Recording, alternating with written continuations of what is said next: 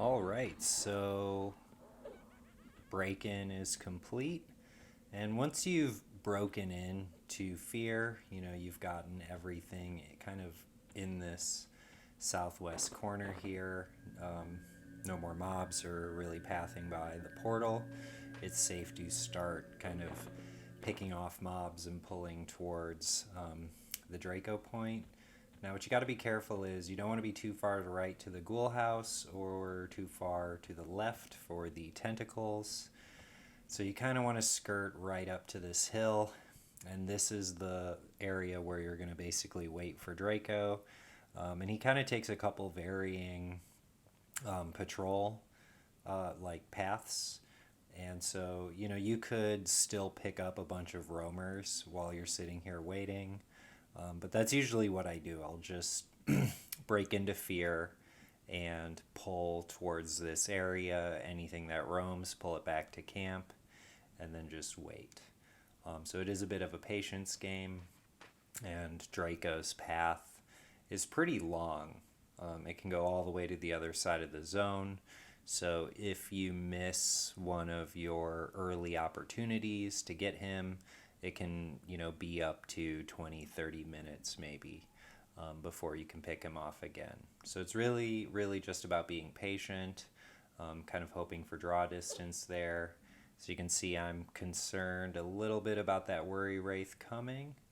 Kind of scouting around, taking a look at things. Aggro in Fear is pretty wide, but there is that little crop of geometry there that's kind of preventing that worry wraith. And here comes Draco. So I kind of know that, at least in my head, I'm thinking, okay, I can pull that worry wraith and Amy to camp, and then maybe come out and get Draco, and hopefully they'd be dead. But as I continue evaluating here, I see, okay, the Amy's pathing away, and basically on kind of cropping around that hill, it looks like so did the worry wraith. Checking for the worry wraith, and bingo, a perfectly clear Draco. So I'm running as close as I can, got aggro. You can see I've got pretty high magic resist, and ideally I would have equipped my Rainbow Hues shield there just to ensure I didn't get feared. And what I always do when pulling Draco is I'm very careful of where I'm running. See how I'm trying to make sure I don't go towards the ghoul house or the tentacle area, and I'm going to pull him to the southwest corner of the zone. In this way I can check and see if I picked up any ads along the way. And if you have a really good group composition, 3-4 ads, you should be able to manage that. And actually in the full Fear Clear video, which will be after this section, you'll see that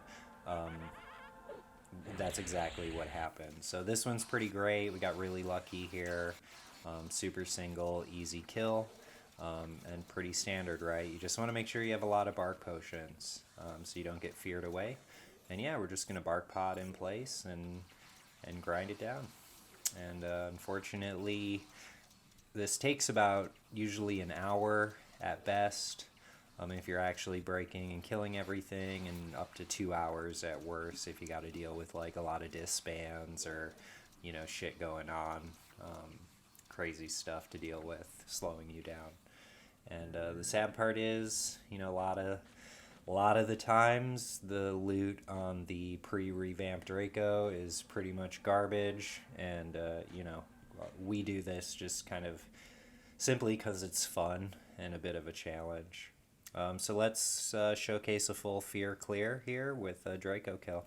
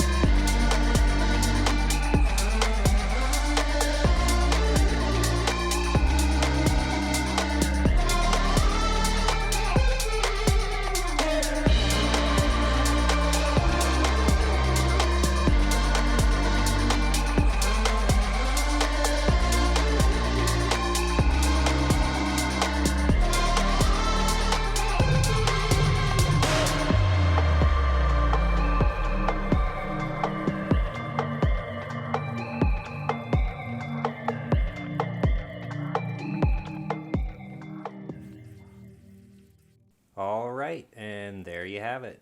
That was a full fear break-in, no disbands, and Draco, where we even got a couple ads during the pull, just because of how he kind of pathed and feared and AoE'd. So pretty good job with the crew here, all former Glory members on Project Quarm.